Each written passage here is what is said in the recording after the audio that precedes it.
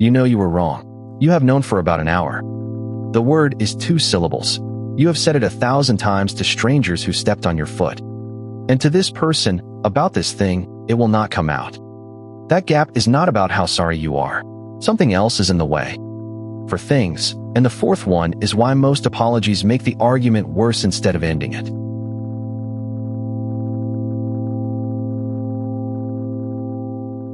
Everyone assumes an apology is about the other person's feelings. It mostly isn't. Almost everybody runs on one quiet belief, that they are, on balance, a decent person. Saying I was wrong and I hurt you asks you to edit that belief in front of a witness.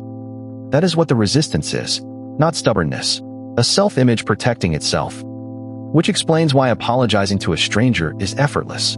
There is no story about you at stake. Notice how easy it is with people whose opinion of you does not have to survive tomorrow. The word costs nothing there.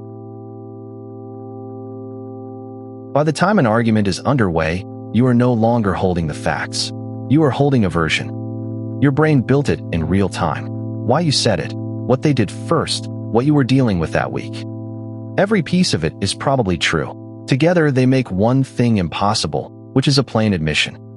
And the other person built one too, with themselves in the reasonable role. 2 true stories, pointing in opposite directions. So apologizing properly means pulling down something you spent real effort building.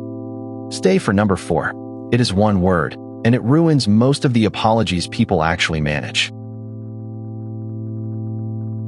Here is the part nobody admits. Researchers asked people to refuse an apology and then measured how they felt. Refusing produced a rise in feelings of power, control, and self-worth, not a fall. That is a real reward arriving immediately, which is exactly how a habit gets built.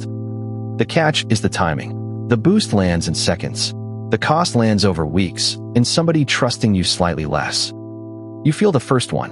You almost never connect the second one to the first, which is how somebody ends up genuinely puzzled that people have gone quieter around them over the years. Say you get there. You apologize, and then you add one word.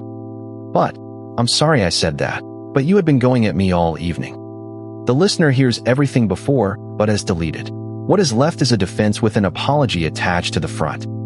There is a second one. If, I'm sorry if you were upset, makes their reaction the problem instead of your behavior. Both come from the same place. You want the peace without the edit to your self-image. It does not work. Strip both out, and what is left is short and slightly uncomfortable, which is roughly what a working apology sounds like.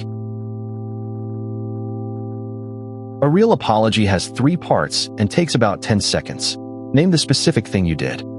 Attach no explanation, even a true one. Save it for a different conversation on a different day. Then say what you will do differently.